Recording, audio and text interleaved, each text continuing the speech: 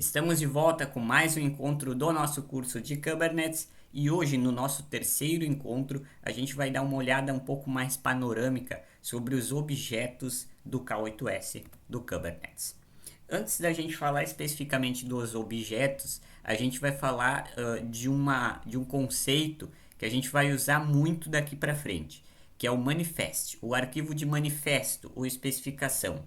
É através desses arquivos, nesse formato, no caso nessa sintaxe, que a gente vai criar toda a infraestrutura automatizada do nosso cluster via por baixo dos panos o Kubernetes. O Kubernetes usa esse tipo de arquivo com esse tipo de especificação, arquivo YAML, YAML, que é convertido em JSON pelo kubectl, como a gente viu no nosso encontro passado, lá dos conceitos da arquitetura do Kubernetes. Esse tipo de sintaxe ele vai ser, no caso, convertido e por baixo dos panos, né, em baixo nível, vai ser feita toda a construção e também gestão da nossa infraestrutura do cluster através do orquestrador do container e seus respectivos componentes da arquitetura, no caso, tecnicamente falando, né? O arquivo de manifesto, a especificação, como eu coloquei ali nos slides, são os meios pelos quais nós, usuários, nos comunicamos com o Kubernetes. Tecnicamente falando, é dessa forma, com relação à configuração, criação, gestão, automatização do cluster. E através desses arquivos a gente executa eles, claro, né? A gente faz essa execução e essa gestão através de comandos, pelo menos basicamente ali em linha de comandos via kubectl, que também trata, né, da conversão do YAML, né, no caso do YAML para JSON, como eu coloquei ali no slide. Aqui eu tenho um exemplo de um arquivo YAML de manifesto, que nas bibliografias a gente chama de manifest. Esse arquivo aqui tem o nome arquivo teste. Todos esses arquivos eles precisam terminar obrigatoriamente com .yml para especificar a linguagem de marcação YAML, YAML. É como se fosse um JSON, só que mais simplificado. E nesse caso a sintaxe importa, é como no Python, tá? Então a gente precisa ter a indentação ideal, né? Indentação solicitada, caso contrário vai dar erro de sintaxe. E como eu disse no encontro passado, provavelmente o kubectl vai dizer, foi complicado, não teve como converter para JSON. Geralmente é por causa de erro de sintaxe ou alguma coisa ali que não está de acordo com a sintaxe, não está de acordo com o que precisa ser informado e solicitado corretamente. O arquivo de manifesto ele muda, né? Tem várias especificações e tal, mas ele mantém um padrão de uma forma bem geral. Ele começa com API version, que a gente vai identificar a versão da API, né? Que vai referenciar o K8s. Aqui eu coloquei um comentário, isso aqui não é obrigatório, você pode colocar se quiser. É uma boa prática para nós desenvolvedores, né? Que trabalhamos com o conteúdo desses arquivos. Você pode fazer comentários para dizer o que se refere, fazer algum comentário de documentação a princípio para querer repassar a informação para terceiros que vão abrir, estudar, dar uma olhada nesse arquivo, né? Então ele não vai interferir na execução dos componentes ali desse arquivo nesse caso, né? Então é só a gente colocar uma cerquilha ali, um hashtag seguido da descrição do comentário. Esse comentário é inline, é de uma linha só. Aí a gente tem um cara chamado kind. Esse kind ali sim é obrigatório, a gente precisa informar por quê? Porque ele referencia, deixa eu pegar aqui, os objetos do Kubernetes, que são esses caras aqui que a gente já vai ver em seguida. O que é o kind? O kind ele vai referenciar o porquê, digamos assim, o objetivo do que esse manifesto vai fazer. Nesse caso, esse arquivo de manifesto ele vai criar um pod. A gente está falando aqui de pods. Pode ser um deploy, pode ser um service, pode ser em outras coisas, um node. Tá? Nesse caso aqui, a gente está criando o que? Um pod. Tá? É o tipo, é o objeto que referencia o Kubernetes, o tipo de estrutura que está sendo criada através, né, seguido embaixo das suas especificações e seus códigos. Metadatas, metadados, né, então a gente colocou ali um nome, um name, né, um nome Word.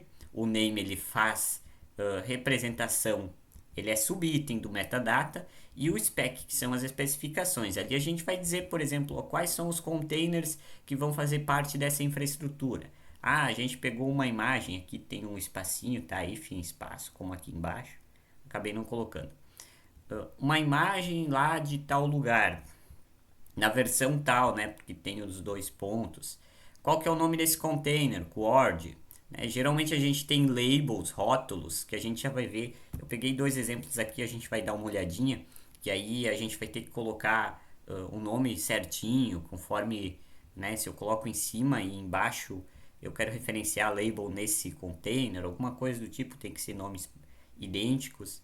Eu identifico aqui as portas, tá? Qual que é a porta do container? Porta 8080, qual que é o nome? HTTP, qual que é o protocolo utilizado? Protocolo TCP. É nesse quesito. Você não precisa nesse momento se atentar à criação de manifestos e tudo mais. Isso a gente vai vendo conforme o tempo. A gente só está dando uma olhada bem por cima como é que isso funciona. E aí eu já te trouxe dois exemplos um tanto quanto complexos para a gente ver que não é mais do que isso daqui. Esse primeiro exemplo eu peguei lá do site oficial do Kubernetes. No caso aqui, esse arquivo YML, ele está salvo dentro de uma pastinha controllers e ele tem esse nome aqui. Você pode colocar o nome que você quiser, contanto que termine com YML para quando a gente executar com um comando só, a gente faz a execução desse arquivo referenciando pelo nome. E é o mesmo caso, né? Então, API versão, a gente salva aqui. O kind, nesse caso, a gente não vai estar referenciando para criação, gestão de um pod. Vai ser, na verdade, de um deployment. A gente vai ver esses conceitos ao longo do nosso curso de Kubernetes. O Kubernetes, na verdade, são esses conceitos, tá? Não é mais que isso. É bem simples. Por isso que o Kubernetes é tão bom, porque ele é bem simplificado. E a ideia do manifest é criar um documento com especificações, com conceitos ali bem simples, tá? Eu peguei aqui os mais complexos para te mostrar que provavelmente não vai ter mais coisa, não vai ter muita coisa além disso. Provavelmente é geralmente menos do que isso, tá? Então a gente tem o metadata, como aqui embaixo, né? Ele segue essa padronização, ó, o name. Aí a gente tem uma label, a gente vai falar sobre labels no nosso próximo encontro e nos posteriores. Uma label chamada app, que tem o nome de Nginx. A gente referencia aqui nos match labels para fazer a referência, né? Tem que ser um nome ideal, idêntico no caso. As especificações réplicas, quantos deployments a gente vai criar? Três réplicas. Então a gente vai multiplicar, digamos assim, por 3. Vão ser três clones ali no caso que a gente está fazendo, tá? O selector e tal, templates, tem várias outras. Ó. Dentro do template a gente tem o metadata, né? Então uma estrutura aninhada na outra. Tem as especificações com os seus containers. Aqui eu poderia ter mais containers. Tá, eu criei um container de Nginx e tal. Geralmente é como eu te disse, quando a gente cria um pod, geralmente a gente tem um container só.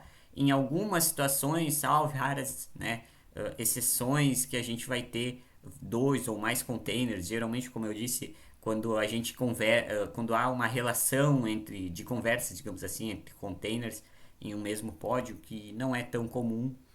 E aqui eu peguei um manifesto de exemplo lá da Microsoft, que é um pouco mais complexo, porque aqui a gente não cria só no caso, uma estrutura, a gente está criando duas, a gente separa por essa linhazinha, digamos assim, de 3 hífens, a gente está criando uma estrutura chamada deployment, que a gente vai ver nos encontros posteriores, e um service, que a gente também vai ver nos encontros posteriores o que é cada uma dessas estruturas, como é que elas funcionam com detalhes. Aqui a gente não precisa se atentar a isso, só de uma forma bem geral para a gente entender de uma forma panorâmica como é que funciona um arquivo de manifesto.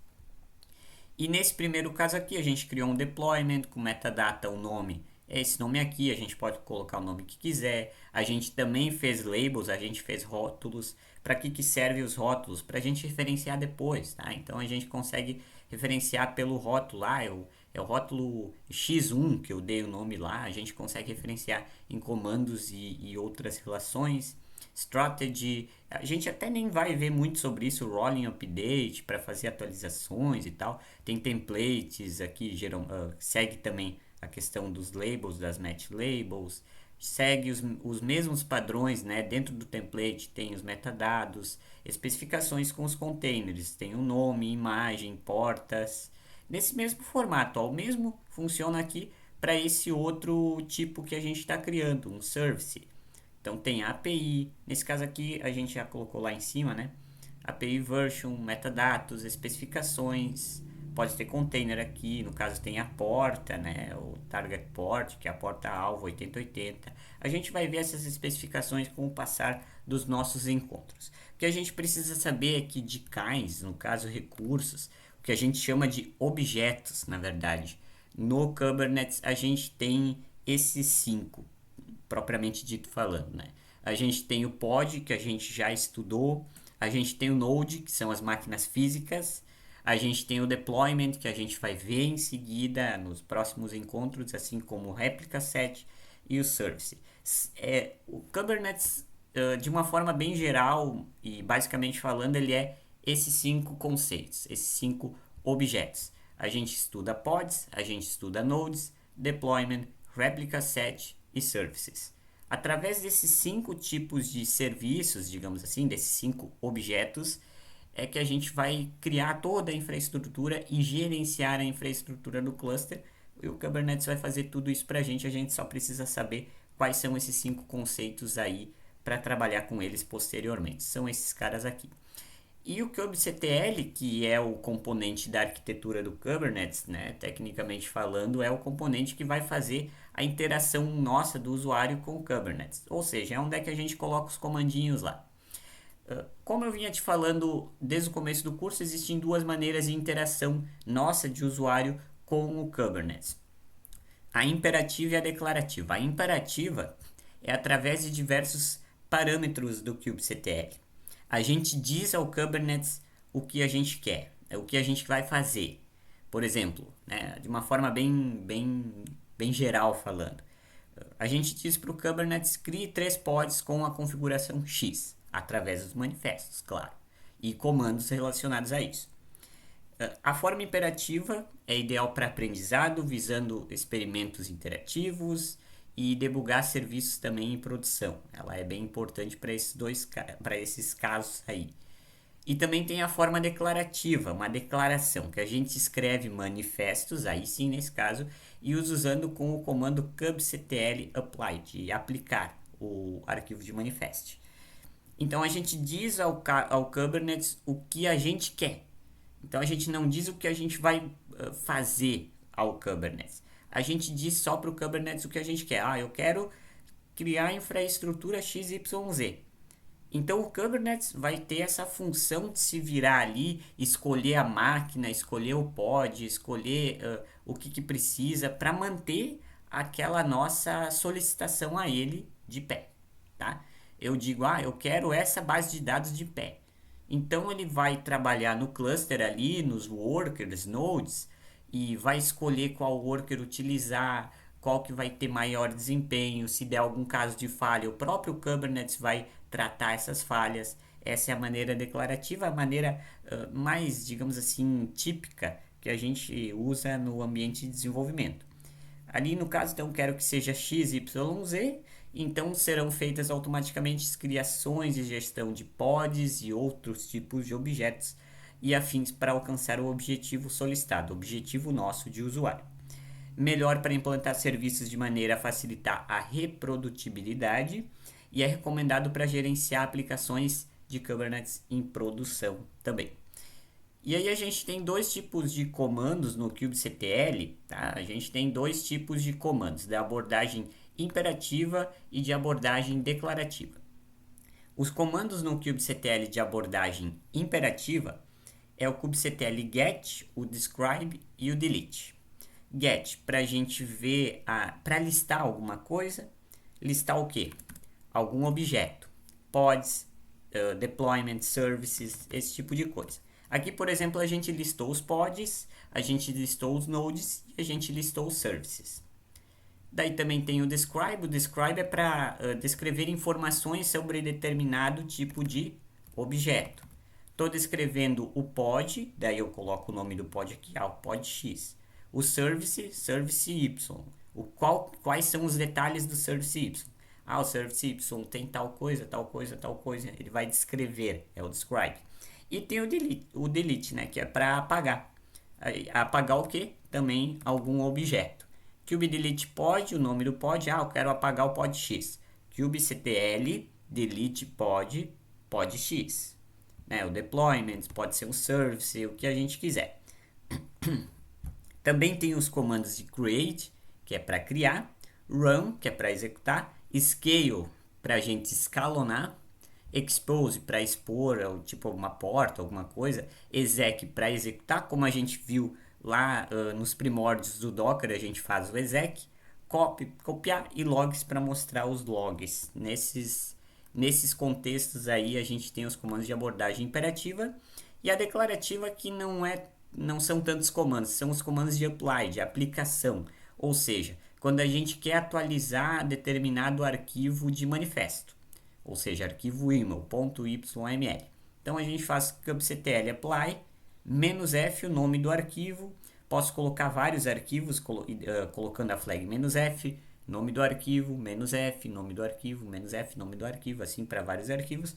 Ou a gente pode aplicar essa atualização, essa apply, essa aplicação de atualização em uma pasta cheia de arquivos. Então eu vou lá, kubectl apply -f e o nome da pasta seguido da barrinha, né, para identificar que é um diretório, que é uma pasta nesse caso.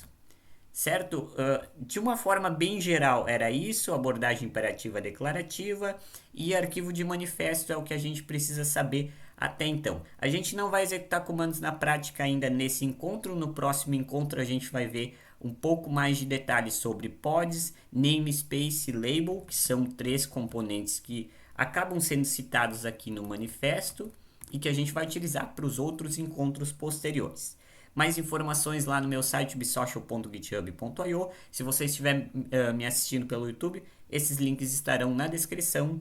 E no próximo encontro a gente vai falar sobre esses 3 conceitos que serão bem importantes para a gestão de infraestrutura de cluster com o orquestrador de containers, nesse nosso caso o Kubernetes. Um abraço e até o nosso próximo encontro.